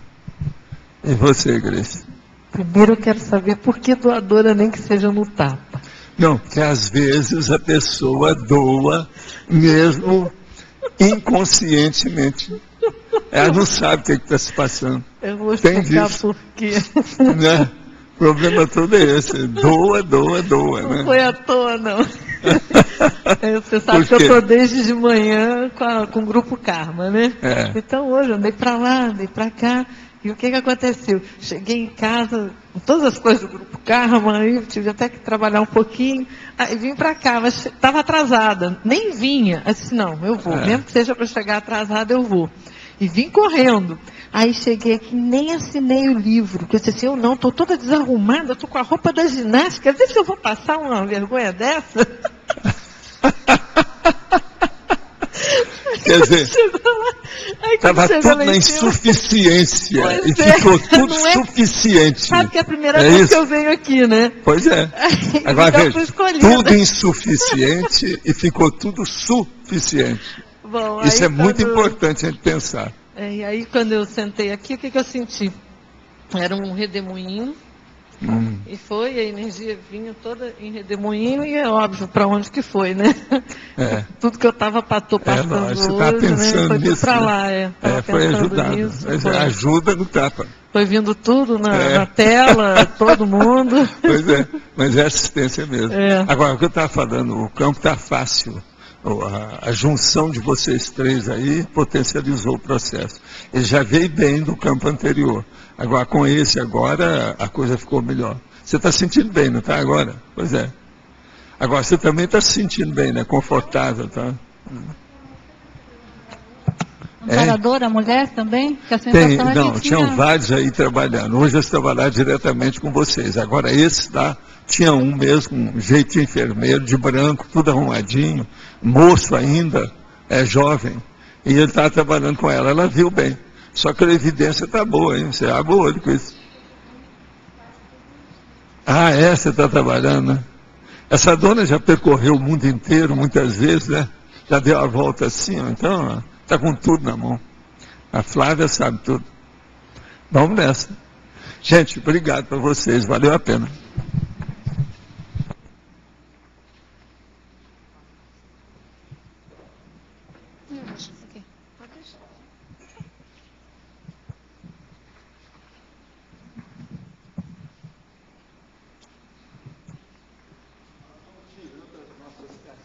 nessa história toda.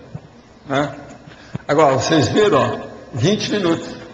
Está entendendo? Está dentro dos conformes, mais ou menos isso aí sempre. 20 minutos. Agora, hoje eles trabalharam muito aí, uma opção de coisa na hora lá. Dá para sentir perfeitamente a situação. Agora, o que é interessante é isso, a mudança das pessoas mudam as reações do campo de energia. É sempre assim. Entende? Mudaram as pessoas, sempre mudam, então muda também a manifestação.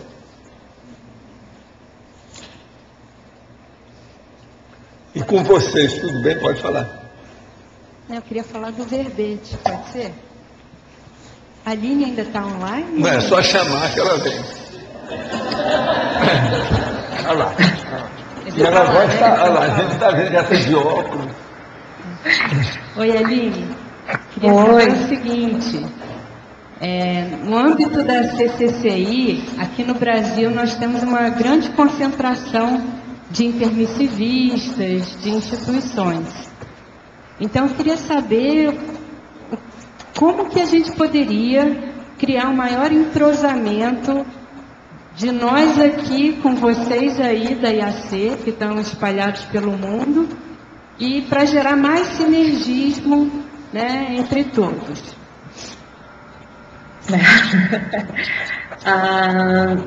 Olha, eu acho assim, da nossa parte aqui, né? Eu acho que as tertúlias online já têm nos ajudado muito a se manter conectados, né, com o trabalho que vocês estão fazendo e manter a conexão mesmo com o nosso grupo evolutivo, né?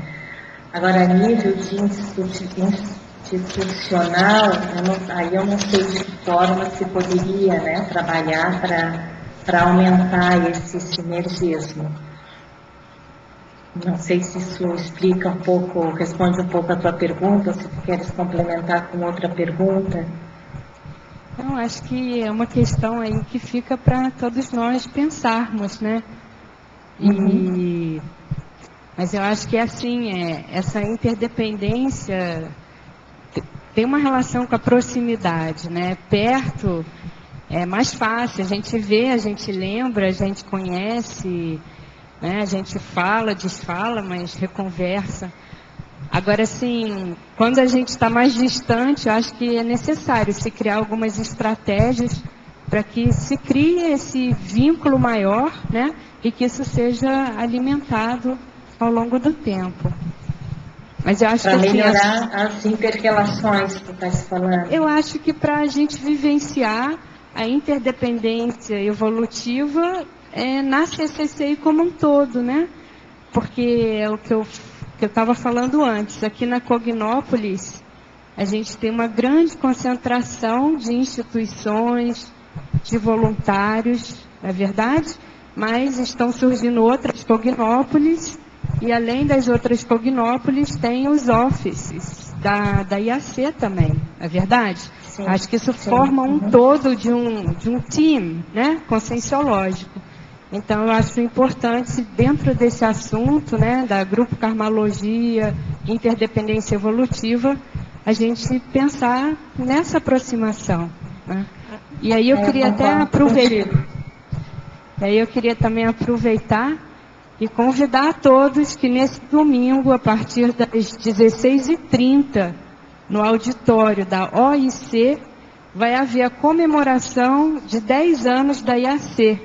Né? Então, houve a comemoração no ano passado, num evento que eles fizeram lá no campus, e o professor Wagner Alegretti e a professora Nancy Trivelato estão chegando hoje, e eles vão estar presentes nessa comemoração, junto com os voluntários da IAC, que vão participar virtualmente, assim como a professora Aline Bittencourt está participando hoje.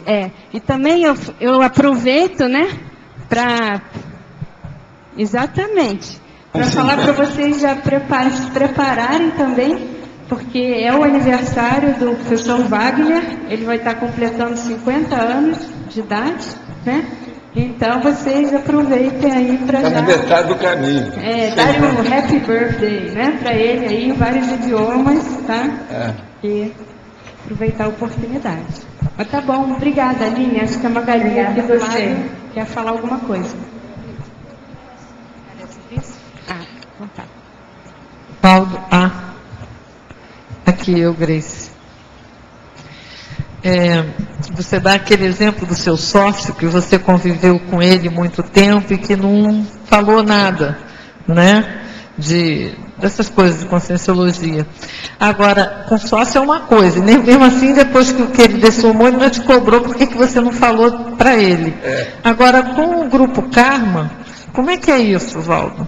Até onde vai, até onde não vai? O grupo Karma, com o passar do tempo, a gente acaba tendo um relacionamento mais íntimo, extenso, que acaba clareando tudo. Com o tempo, fica tudo claro. Por exemplo, na minha família, a maioria sabe o que eu faço, o que eu penso, que modo que é. Uma boa parte desse povo todo eu já atingi pessoalmente, para ver isso ou ver aquilo. Agora, tem gente que não se interessa, mesmo lá dentro do grupo, não se interessa por isso. Outros se interessam. Agora, uma boa parte dessa minha turma se interessa pelo assunto. Qualquer coisa você pergunta para ele se está aí na sua frente, que ele ele sabe da história. Está ouvindo? Mas depois eles não vão cobrar da gente, que a gente podia ter informado mais. Esse negócio de cobrança, não interessa a cobrança de ninguém a meu respeito. Eu faço aquilo que eu posso. A gente faz aquilo que pode, não é aquilo que a gente quer. E outra coisa, você não muda a cabeça dos outros, é eles que tem que mudar. Então, com isso, eu faço o que eu posso. Dou exemplo daquilo que eu posso. Falo tudo na cara. Você não está vendo hoje aí, eu estou falando com esse nosso amigo. Nem falei o nome dele. Ele está defendendo os funcionários públicos. Eu acho que o Brasil tem um monte de funcionários públicos fora de série. Mas há um percentual que alguém quer defender isso? Principalmente dos processos dos servidores federais. Há muita politicagem, gente. Outra coisa, olha o que o Lula fez. Ele ampliou isso tudo aí e deu força para o MST. O MST é como se fosse um governo paralelo. Invade fazenda, faz o que bem entende, ninguém faz nada. A situação é essa. Parece, vamos ver agora com esse novo governo se isso vai melhorar. Sim, pode falar. Professor, que relação o senhor está fazendo com MST e os funcionários públicos federais? Eu sou uma funcionária pública. Qual é a relação que o senhor está fazendo? A relação é o seguinte: e por que o senhor está colocando essa força? É o processo da benevolência excessiva que os dirigentes têm para com esse povo, fazendo maracutaia de todo tipo. Talvez 60% sejam nomeados, não são concursados. Mas então, começa por aí, ó. Mas qual é a relação com o MST? O MST mostra que eles viraram como se fosse funcionário público, fazendo algazarra no Brasil. Por quê? Receberam dinheiro do governo do Lula. Mas as ONGs e o governo Lula. Sei, mas veja, o negócio é mal feito, mal encaminhado. Então, mas você acha que é certo certos lugares, eles fazerem invasão daquele lugar, tomar conta disso? Isso é contra tudo. Cadê a democracia? Mas, professor, as ONGs e as OCIPs recebem esse dinheiro, às vezes muito mais dinheiro que funcionários públicos. Vai olhar então que é o governo, foi esse. Olha bem os funcionários públicos. Gente, olha só os funcionários públicos do Senado. Concursados. Começa examinando lá em Brasília o teto. Olha a cabeça do Senado. Olha quem trabalha no Senado. Faz um levantamento disso para vocês verem. O negócio é de vomitar. Mas é nomeado. Vomitar. E os concursados? E os concursados? Quem fez concurso, está trabalhando, médicos, professores, pois é, tem muita gente boa, mas veja, você entra dentro de um lugar que você não tiver cuidado, é uma quadrilha. Quantos eu tive empresa no Brasil e sei como é que é isso. E a gente o cara vinha cobrar e falava, não, atrás de mim tem 9. Você tem que aumentar o que você está dando. E a gente tudo faz o quê? Achaque. O nome lá no Rio era achaque. Todo dia. Eu fechei as empresas depois. E a gente faz o quê? Fecha as empresas, é isso? Cada um faz o que pode. Empresa não é aquilo pessoal? que a gente quer. Eu queria fazer até outras coisas muito melhores, mas não pude. Uma das empresas que eu tinha fora de série para mim, eu gostava de ver aquilo, que era o processo de transformar os veículos que estavam tudo bombardeados, ficavam tudo novinho. Fazer ressurreição de veículo. É o que eles faziam. Entende? O ônibus bateu, queimou, a pessoa ficou, chegava lá, uma semana depois saía novinho. Ônibus, caminhão, carro, nós tínhamos isso tudo. Eu acho isso formidável para ajudar o processo da recuperação, restauração das coisas. Mas isso também eu fechei, não dava. Agora, tudo grandes técnicos do Brasil fazendo isso tudo, que a turma é boa nisso. O Brasil tem brasileiros fora de série em matéria de habilidade manual, são verdadeiros gênios. E principalmente nessa questão na área de veículos, eles são impressionantes o que eles fazem. Os verdadeiros prodígios dentro do processo. Funcionários públicos federais, professores, Pois também? é. Também. Tem gente muito Tem boa. gente que trabalha. É. Agora, tem coisas sim que eu também não entendo nesses funcionários. Tem uma nossa ministra aí, que é a ex-esposa daquele cara que morreu lá em Jundiaí. Como é que vocês entendem isso? Jundiaí?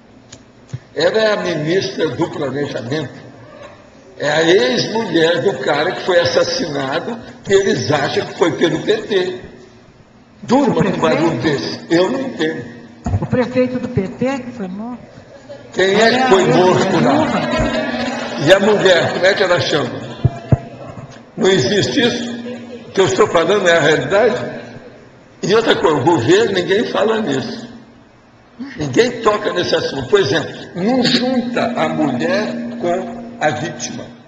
Ninguém fala nisso, e PT. Ninguém fala. Quer dizer, será que é recompensa? E ela já falou. O povo tudo vive falando isso. Provavelmente. É recompensa para calar a boca? Provavelmente. Pois é, é funcionária pública? Eu estou falando aí de ministro. Outra coisa, olha o ministro do Planejamento, uma mulher top, Brasil.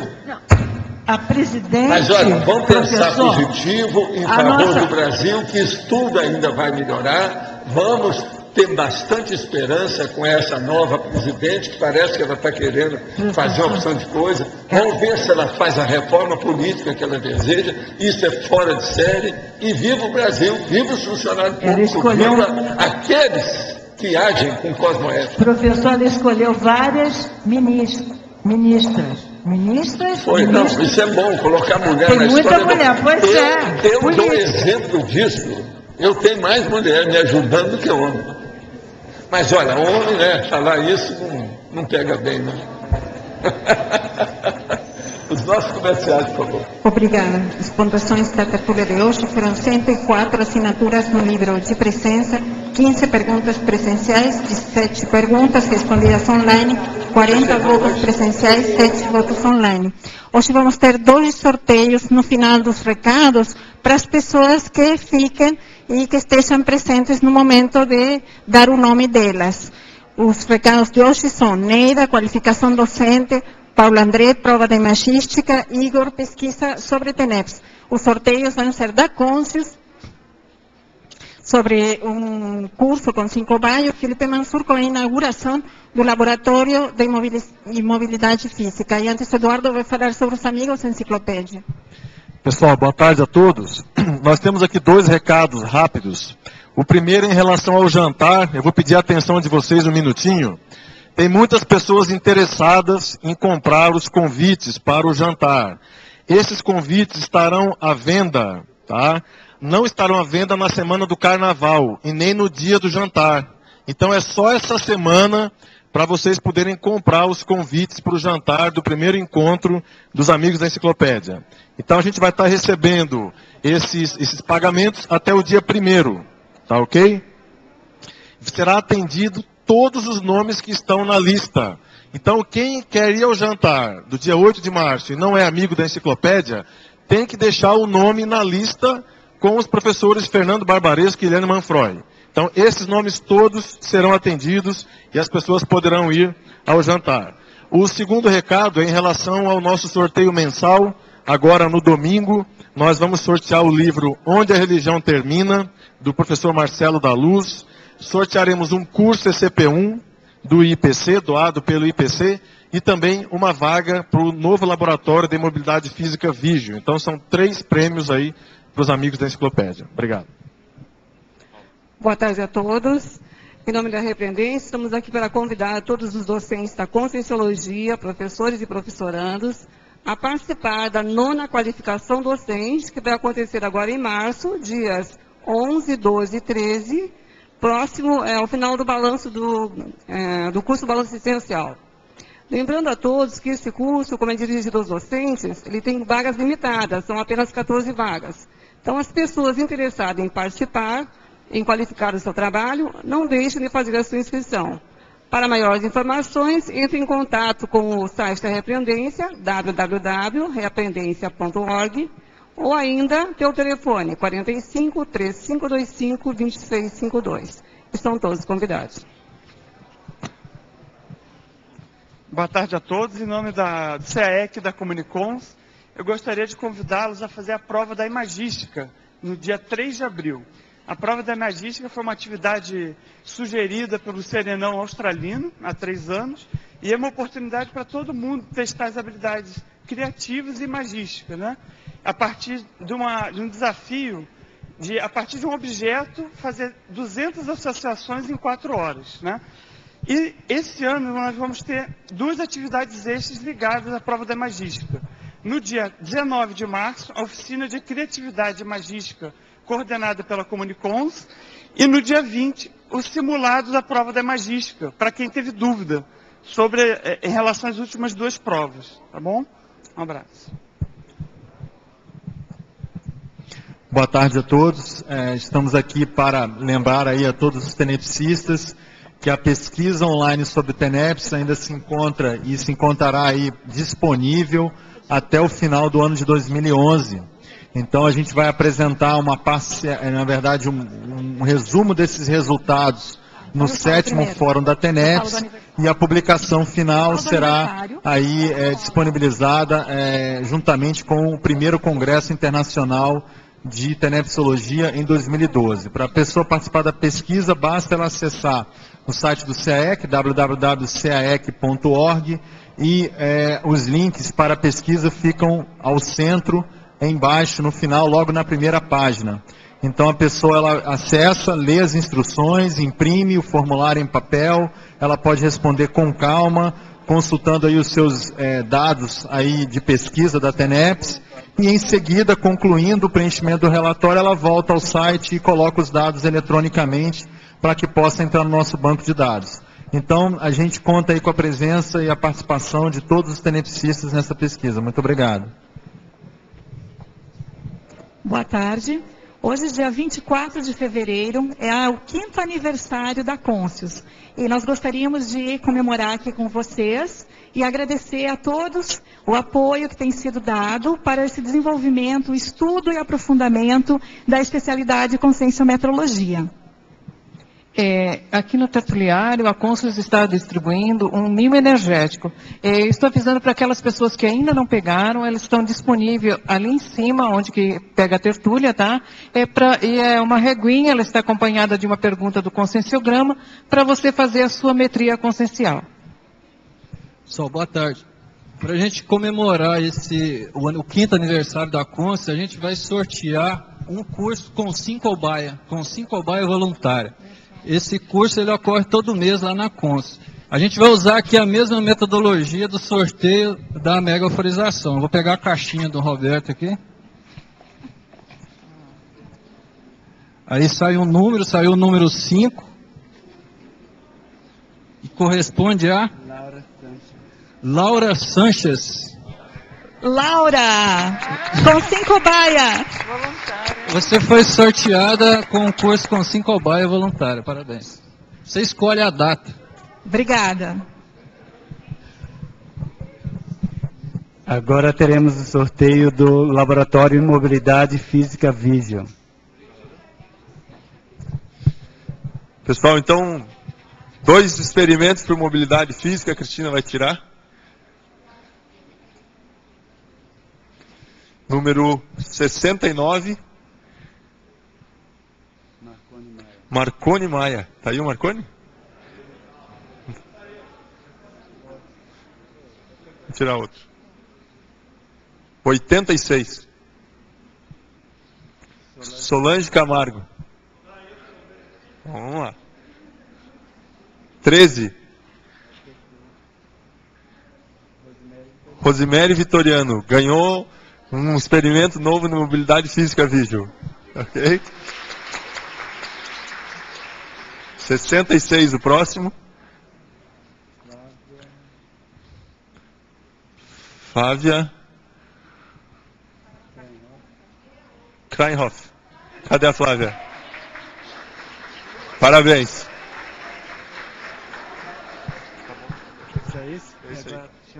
Pessoal, agora vamos todos visitar o laboratório, está com as portas abertas aí, esperando a visitação de todo mundo. E quem estiver lá no laboratório ganha 50% de desconto no primeiro experimento.